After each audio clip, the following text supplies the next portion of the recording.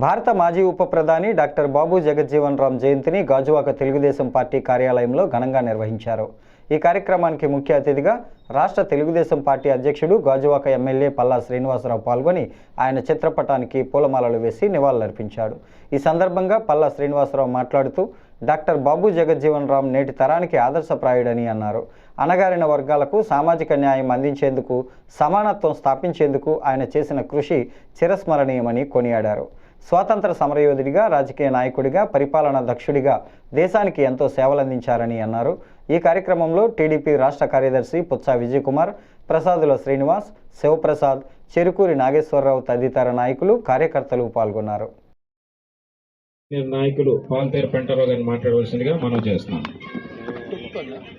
గౌరవనీయులు తెలుగుదేశం పార్టీ రాష్ట్ర అధ్యక్షులు, మన ప్రీతమ నేత గాజువాక శాసనసభ్యులు అలా శ్రీనివాసరావు సారథ్యంలో మన పార్టీ మహనీయుడు, మహోన్నతమైనటువంటి రాజకీయ మేము ఎప్పుడు వెళ్ళగలడం ఆ నాయకత్వంలో పనిచేస్తామని చెప్పి తెలియజేస్తూ జగజ్జీవన్ రావు గారి జీవిత ఘట్టంలో ఈ అవకాశం ఇచ్చినందుకు పార్టీ నిర్వాహకులకి, తమ్ముడు విజయ్కి, అట్లాగే తమ్ముడు ముల్కపల్లి పెంటారావు మిత్రులందరికీ కూడా పేరు పేరున ధన్యవాదాలు తెలియజేస్తాం. పార్టీ సీనియర్ నాయకులకు, అభిమానులకు అందరికీ కూడా పేరు పేరున నమస్కారం తెలియజేసుకుంటూ, ముఖ్యంగా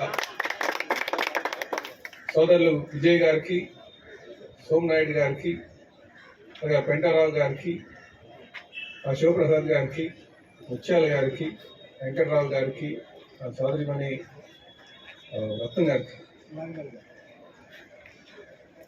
అలాగే మా పెంటారావు గారికి, మా చైతన్య గారు, మా చెరుకు నాగేశ్వరరావు గారికి, ఇంకా ధనరాజుకి, మిగతా అందరికీ కూడా, మా సోదరులు ప్రసాద్ శ్రీని గారికి, బీసీసీఎల్ ప్రెసిడెంట్ అయినటువంటి విజయ్ గారికి, ఇందులో పాల్గొన్న ప్రతి ఒక్కరికి, మా పోలరాజు గారికి, అందరికీ కూడా పేరు పేరున నమస్కారాలు తెలియజేసుకుంటున్నాం.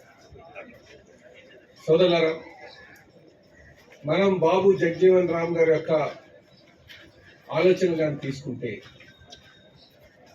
ముఖ్యంగా మనం ఎవరైతే ఈ సమాజంలో అమాయకులు ఉన్నారో,